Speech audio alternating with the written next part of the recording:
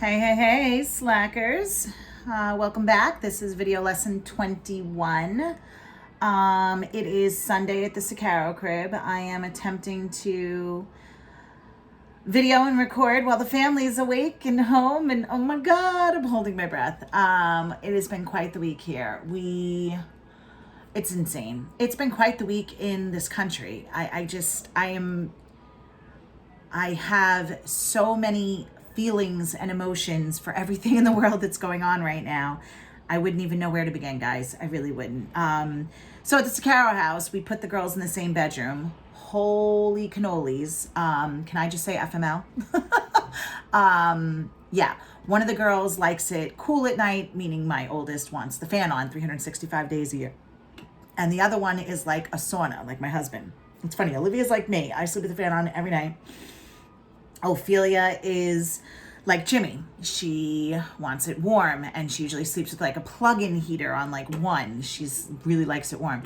So we've been trying to work out temperature gauge and whatever. And then throw on top of that, of course, Sicaro's luck, my 2-year-old's top molars are coming in. So this entire house has had no sleep for about 7 days in a row. Last night, the baby slept from 10 to 7:15, and I felt like I won the lotto.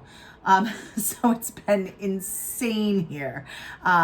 We are officially on self-quarantine at this house starting yesterday. My husband is no longer working because I am 2 weeks yesterday to my baby. Woo, the new baby. Well, actually, it's a little more than 2 weeks, but I'm 2 weeks from yesterday to Jimmy and I have to go for the swab. We're both going to be tested for COVID in 2 Saturdays. So not this Saturday coming, but the next one, June 13th. So it's very, very important. Keep your fingers crossed for Sicaro that both my husband and I test negative. Unfortunately, even if I test negative and Jimmy's positive, they're going to stick me and the newborn baby with the COVID patients. And we really don't want that to happen. So my husband stopped working for 2 weeks to make sure that he doesn't catch it in any way, shape, or form, especially while we're reopening and infection rate's going to go up a little bit, or so they're expecting. And we are just keeping everybody away because, as I just said, we're reopening a little bit and everybody's kind of like, woo, and going crazy and going out and doing, and I feel like everybody's acting like nothing even happened. I can't believe the amount of people who are still claiming it's a hoax and it's half BS and it's the media, and I'm sorry, guys. I'm sorry if you feel that way, and I don't mean to offend, but I have family that works in hospitals, and you know that. So they worked with the dying patients. They worked in hospitals where every single floor was shut down and full of COVID patients. So I can't comprehend how people don't understand what happened here, or don't want to believe it. But anyway, throw on top of the pandemic that our country, that the world has been in, and the shutdown and the economy and everything that's been going on. And now we have this, for lack of better terms, like a civil war that has started. My heart is broken. You guys know where I stand on these things. You know me as a person, and you know how I feel. I think I've shared with your classes a couple of stories with my step squad and whatnot. If I haven't, I'm sorry.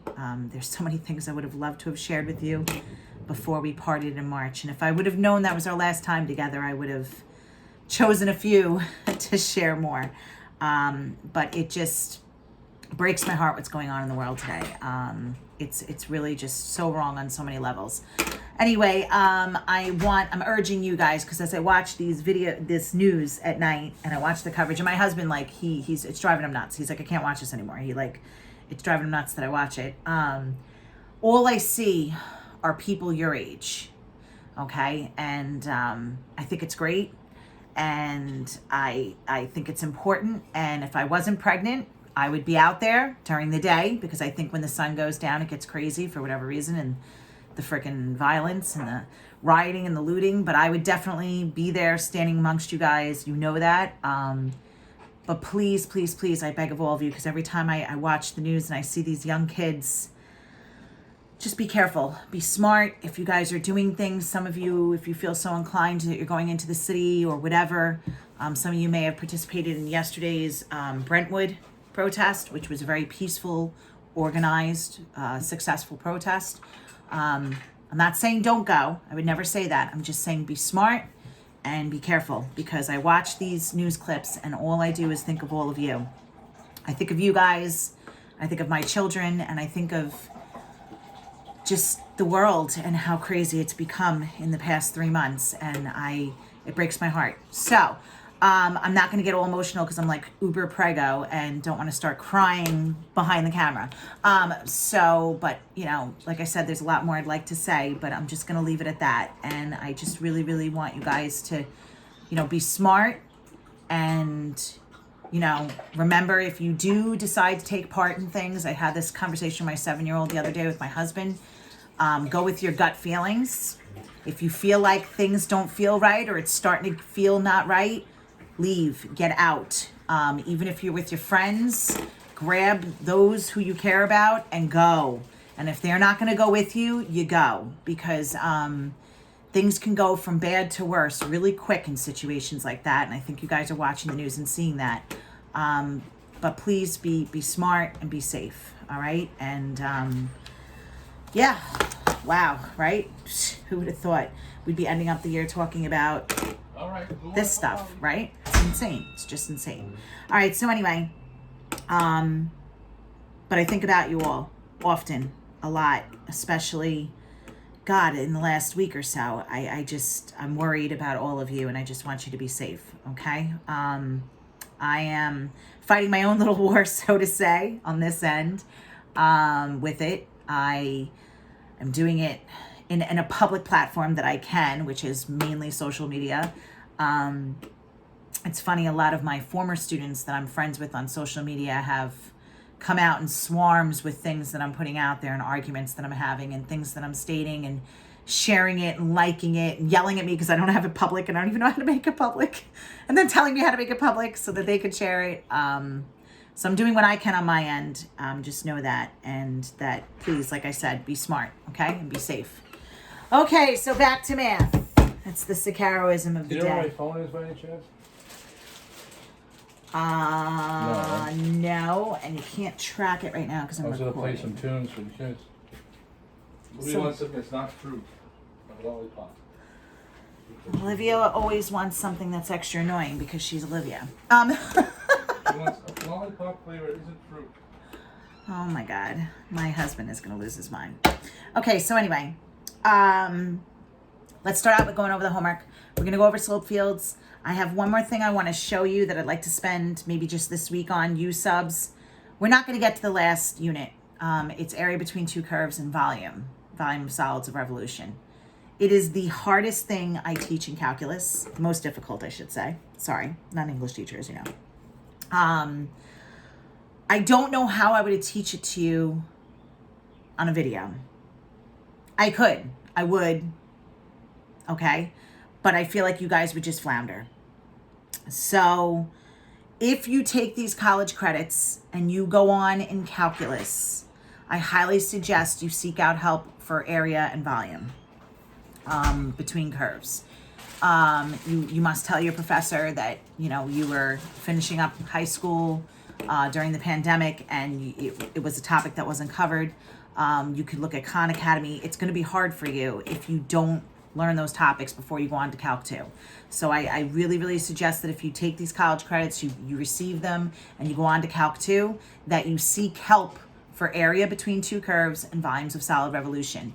I'm always here. You guys can reach out to me and I will try to help and put a Band-Aid on it as much as I can.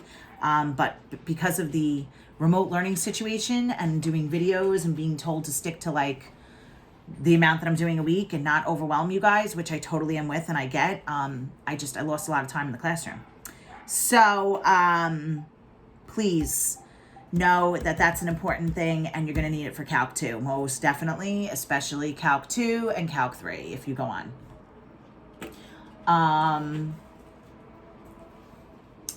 Okay, so we're going to finish up slope fields. I'm going to show you U subs, and then I'm going to give you one more graded activity that'll probably do the last week of instruction, and then we'll do something fun the last week. It'll be a light week. All right, guys, like I kind of already said. So if we take a look, your homework was 4 and 5, right? Yes. let's do slope fields for a hot minute, and then we're going to move on to U-subs. All right, darlings? So for number 4, if we take a look, this is a differential equation. We started out with differentials, looking at separating variables and plugging in initial values. There's 2 different types of solutions with a differential equation. You can have a general solution, which usually the biggest characteristic of a general solution is the plus C. That means I have no X and Y to plug in. It's a general. It is the family of solutions. And this is geometrically what you're looking at when you look at a slope field. It's the general solution of the differential equation.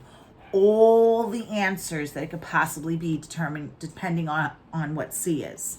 A particular solution is very particular because it's when you actually are given a point that at the end you plug into X and Y and then you plot the line on your slope field, okay? All right, so let's take a look for 2x. I love these because my husband's doing Track My iPhone. It's his favorite thing. And Olivia and I make fun of him because he does it at least once a day. Right, Jimmy? He goes, he's such a liar. Okay, so notice with this one, I'm going to go like this right away. Why am I doing that? Why am I crossing off the y's right away? Because there's no y to plug in here. It's only the x's that change. I love these. It makes it quick and easy. At least that's how I feel. All right, so I'm going to look at my x's first. So let's start with x is 0. So what's 2 times 0? It's just 0. It's a slope of 0. So it looks like this. Okay, which means everywhere x is 0, which is here and here and here and here. Because remember, I don't care what the y's are. The y's don't count. Why do the y's not count? There's no y on this side to plug into. So everywhere x is 0, it has a 0 slope. Because here x is 0 and here x is 0. It's just a different y value. This is the point 0, -1. This is the point 0, -2. The x is still 0. Okay? Then I'm going to try 1. When x is 1, if I plug it in, 2 times 1 is 2. So that means at x is 1, which is right there. This is the point 1, 0. Okay? I would go up 2 over 1. And it would be like trying to connect the line through there. And that means everywhere x is 1, so the point 1, 1, 1, 2, they all have the same slope field because the y doesn't change. Now let's try when x is 2. What's 2 times 2? It's 4, so it's an even steeper slope.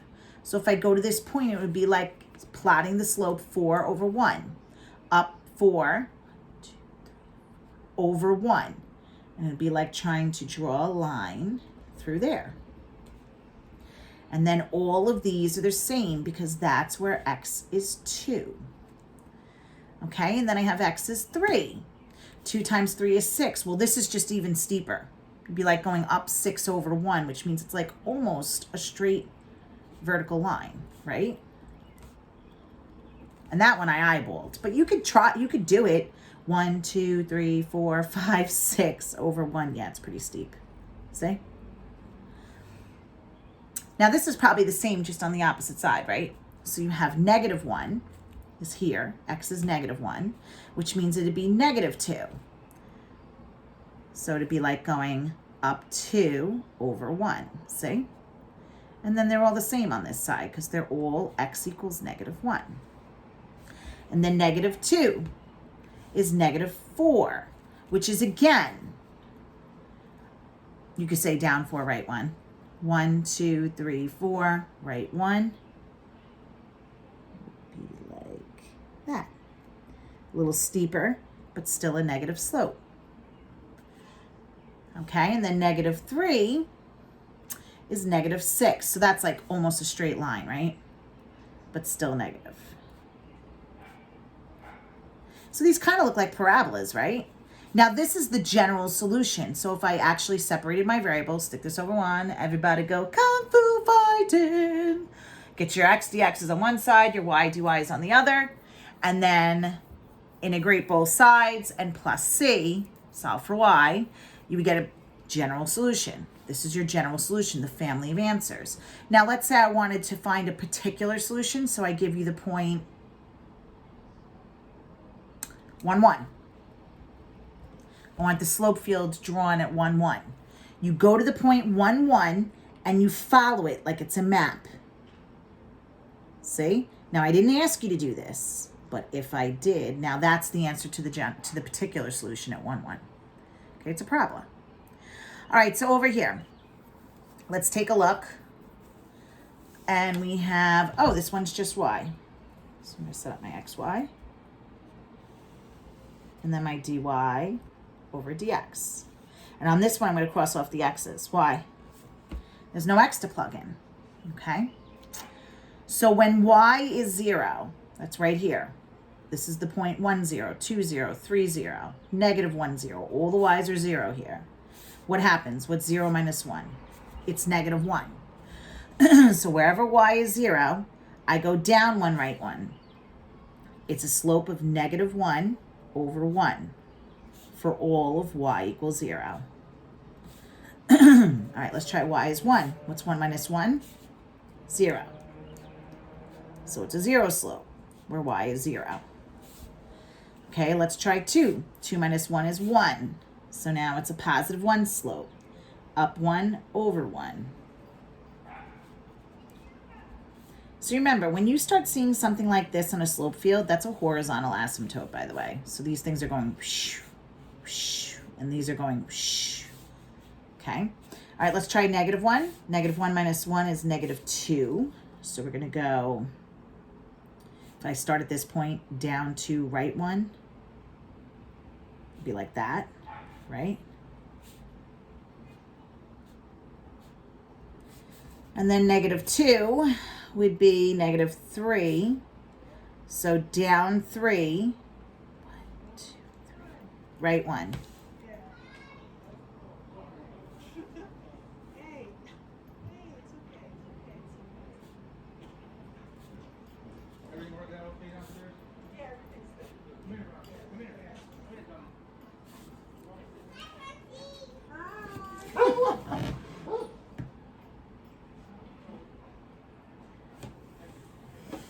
So again, this is a horizontal asymptote. Okay, this is the general solution of this differential equation. It's the family of answers.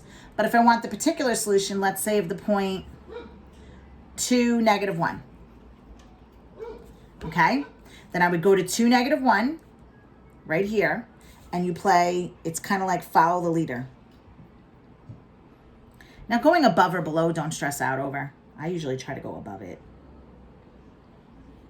But you see what I mean by a horizontal asymptote? Now, I didn't ask you to do that in the homework, but I'm just showing you. That would be the particular solution. Graphing the slope field of a particular solution. Okay? All right, we're going to leave number 6. I might do that as an extra one next lesson just to throw it back in there. But let's put this thing to rest. A lot of these questions that are attached are AP questions. If I was teaching in class, I would do some parts of it, but not all of it. I would make the questions a little easier, but hey, we're not doing that, so we're just going to move on. All right, my darlings. So I attached a new packet for today, and it is called Substitution. Dun, dun, dun, dun, dun, dun, dun, dun. All right, this is notes.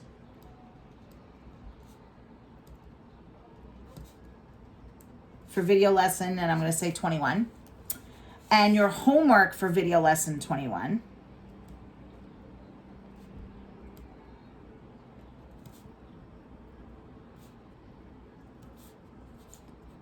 is right here on the handout. So you're going to do a textbook page 322, 1 through 11 odd. Okay? All right. Let's start out with the basic antiderivative because it's been a while. I want to take the antiderivative of 3x squared minus 4x plus 3. Remember, the dx is just the proper way to write it. It's grammatically correct. There are no numbers to plug in. So when there are no numbers to plug in, what do you have to write after you integrate? Plus, that's right, plus c. Okay, so when we integrate, add 1, put it over that number. So 3x to the third over 3. Minus 4x, add 1, put it over that number. And whenever you have a whole number, you stick a what with it? In this case, it's an x because that says dx. That's why we have that there. It tells you what the variable is. And then there's no numbers to plug in. There's no top minus bottom, so I put a plus c at the end. Now let's just simplify. So cancels. Negative 4 divided by 2 is negative 2x squared. And wham, bam, thank you, ma'am. Okay, so here are your notes, and it gives you the steps, as I always do, typed up for you. However, let's just move on, and I'm just gonna roll with it.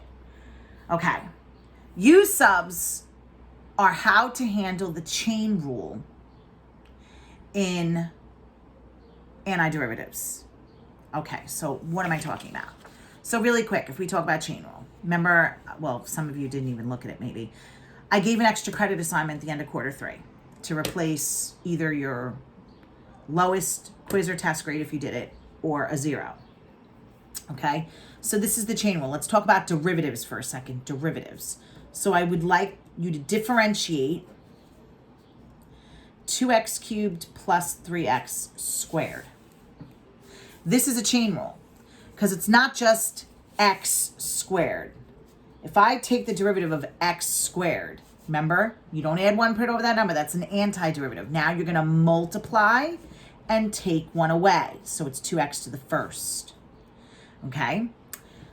In this case, we had a whole bunch of crap squared. And when you're feeling crappy, it's the what rule? Chain rule, your favorite thing in the world.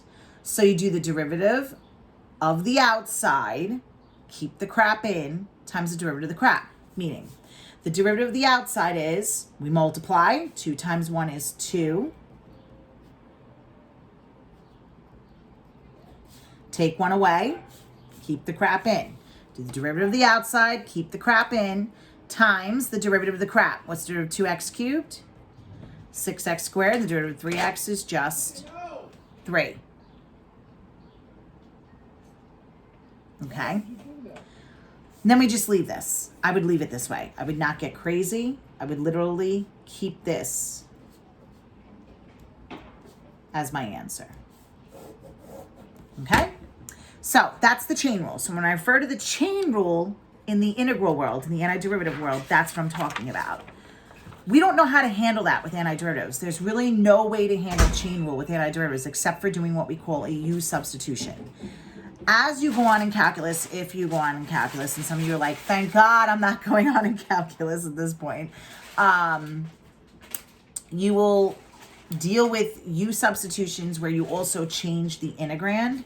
I'm not getting into that because, like I said, I lost time in the classroom because of remote learning. So I'm just going to show you basic U subs. Okay.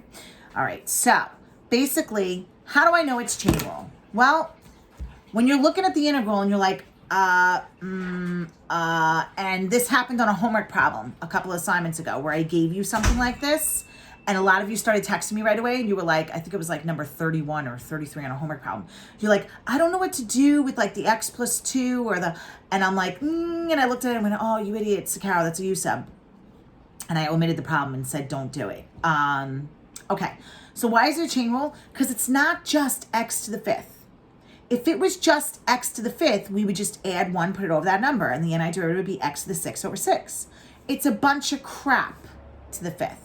Okay, now it's important for you to notice the chain rule first and what the crap is. So this is my crap. The crap becomes your U. So off to the side, I'm going to make my U x plus 2. By the way, this is a typo. Take this out. That little x there, take it out. It shouldn't be there. The problem should just say x plus 2 to the 5th dx. So right away, the U becomes the crap, okay? Now, once I find my U, I need to take the derivative of U. So what's the derivative of 1x? Remember, that's where you multiply and take 1 away. It's just 1. And what's the derivative of 2? 0. So now to make it match up in x's terms, because I'm taking the derivative of x, I'm going to write 1 dx. All right, let's pause. What did I just do? Let's go back to the beginning. How do I know it's a U sub? Because it's chain rule. It's a bunch of crap to the 5th power.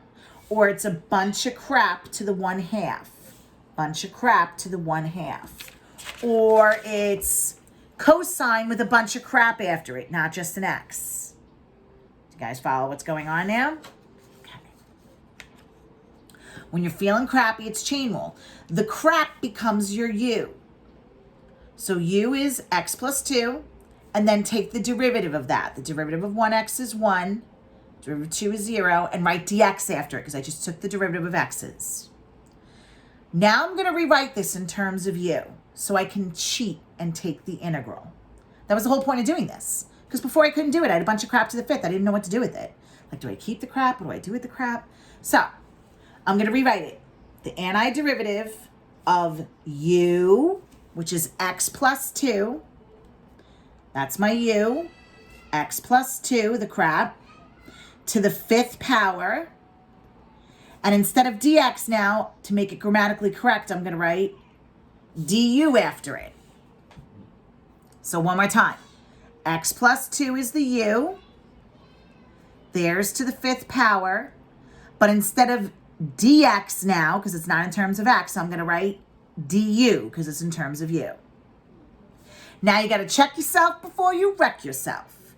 You got to look and make sure everything is exactly the same, because sometimes it won't be. Sometimes when you take the derivative of u, things pop up over here and you're like, ah, and you got to fix it. Okay? So when I look over here, the du, u is x plus 2. Okay, we're good. I have the x plus 2. I have to the 5th. And it's 1 dx. 1 dx. That's my du. 1 dx. So we're good. We're all good in the hood with this one. Okay? Now integrate. Add 1. Put it over that number. There's no numbers to plug in. So what do I write after it? A plus c. And then the last step is go back and rewrite what u is. So we resubstitute our x plus 2 back in.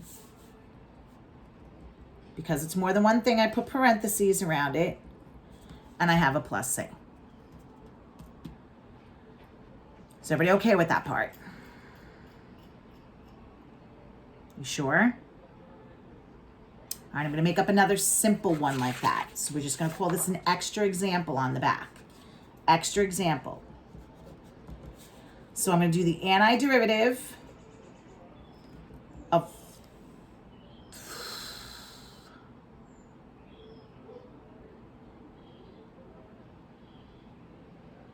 3x squared plus 2 to the 4th power. And I'm going to have a 6x dx at the end. So you ready? I'm looking at this and I'm going, holy cannolis. I'm feeling pretty crappy, right? So when you're feeling crappy, I know it's a u sub. So the question is, who's the u here? Who's the crap? Well, look at it and say to yourself, if it was just x to the 4th, I would add 1, put it over that number, make it x to the 5th over 5. The problem is it's a bunch of crap to the 4th. The crap becomes the u. And I know you guys are like, well, how do I know it's not the 6dx? Here's the hint. Normally this stuff with dx becomes your du. So don't even consider it at first. Okay, usually your u is the stuff that's being raised to a power, the stuff under a radical, the stuff in an absolute value, the stuff with a trig function. That's normally the u. Okay? Okay, so my crap is 3x squared plus 2. So the second step is take the du. First step is find your u. Second step, take your derivative of u. What's the derivative of 3x squared? 6x. What's the derivative of 2? 0. And then now I'm writing in terms of x. So what do I write after it? dx. Okay, so first step, find your u. Second step, take the derivative of u. Make sure you put your dx after it. Step 3, rewrite it in terms of u du. 3x squared plus 2 is my u to the 4th power. And then what do I automatically want to write after it? Because now I'm writing in terms of u. du. Now check yourself before you wreck yourself. So 4, check yourself before you wreck yourself. C-Y-B-Y-W-Y. Because wreck is W-R-E-C-K. But anyway, I think. If I'm wrong with that, that'll really suck. Okay. So I want to check and make sure everybody is the same. That I didn't change the problem. So u is 3x squared plus 2 to the 4th, and my du is 6 dx. So everybody's covered. We're good. Now, step 5, integrate. You ready? U to the 5 over 5, and what do I write after it? Plus c. And then step 6 is go back and rewrite your u.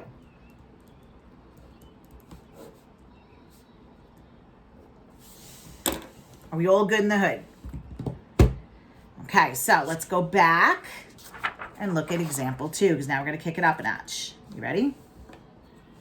First thing I'm going to do is rewrite this, because whenever I see a radical with integrating or derivatives, I always take the radical away and write it as an exponent, because we need the exponents to take a derivative, you multiply, take one away, or you need the exponents to take an antiderivative, where you add one, put it over that number. So I'm definitely feeling crappy, especially with the radical. Right out of the gate, I'm feeling crappy. So now what do? I'm going to figure out who the crap is in this. What's the problem with it? The crap is the 4x minus 1, right? That's this right here. So that's my u. Now, let's take the derivative of that, the du. What's the derivative of 4x? It's 4. What's the derivative of negative 1? It's 0. Now I'm doing derivatives in terms of x, so what do I write after it? dx. That's very important. So step 1, find your u. Step 2, take the derivative of u. Make sure you put dx at the end. Step 3, rewrite it in terms of u. U to the 1/2, right? U to the 1/2, and instead of dx, what do I want to write after it now? du. Step 4, check yourself before you wreck yourself. Is everything the same, or did anything change? I have my u, which is 4x minus 1. We're good so far. I have to the 1/2 power. And then I have a du. Now this over here is 1 dx. When I took my du, though, what happened? There were 4 dx's. Oh, soogie. That changed the problem, because now hidden in here is 4 dx's, and there should only be one of them. So how do I fix that? Because I just changed the question. I made it 4 dx's instead of the 1 that the problem is supposed to be. Well, how do I get rid of 4? What's the opposite of multiplying by 4? Dividing by 4, or multiplying by 1/4. Think about it on the side here. If I do 1/4 times 4, it cancels out to just that 1 dx that I want. Okay? So you adjust it. You have to adjust outside to get rid of how I changed it. When I did my u sub, I made the problem different. I inflated it. I made it 4 dx's instead of 1. So how do I fix it? I multiply by the reciprocal outside. You got to fix it by multiplying by the reciprocal outside. Okay, so we've dealt with this before. The very last thing we're going to do is multiply by 1/4. So let's integrate it first. Add 1, put it over that number. If I add 1 whole to 1/2, 2 halves and 1/2 is 3 halves. Sorry. And then if I divide by 3 halves, it's the same thing as multiplying by the reciprocal, 2/3. Okay, again, add 1, so it becomes u to the 3 halves. And I can put it over 3 halves, which when you divide by a fraction, you multiply by its reciprocal, 2/3. Now, you only distribute to this guy. You don't write 1/4 c. You don't do that. So now it becomes 2 over 12, u to the 3 halves plus c, which is 1/6 u to the 3 halves plus c. And then my last step is rewrite your u as 4x minus 1.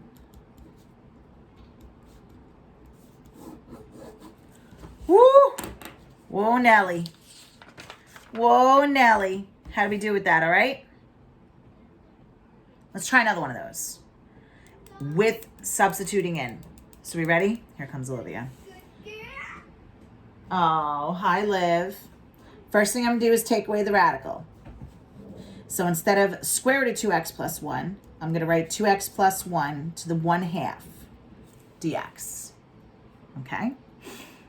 Now, we'll deal with the numbers last. That's just plugging in top minus bottom. That's the very last thing we'll do. We haven't done that in a while, actually, a couple of weeks. So, let's start basic here. Who's my u? Who's the crap? That's right, 2x plus 1. What's the derivative of 2x? It's just 2. Derivative of 1 is 0, but now I'm doing it in terms of x, so what do I have to write after it? Dx. That's very important. Now I'm going to try and rewrite this in terms of u and du. So I'm going to integrate from 0 to 4 of u to the 1/2. Instead of 2x plus 1 to the 1/2, it's u to the 1/2. And then what do I automatically write after it? Du. Now you got to check yourself before you wreck yourself. My u is 2x plus 1. That's good. I have raised to the 1/2. That's good. But I should have 1 dx. When I took the derivative, I ended up with 2 dx's. WTF, what do?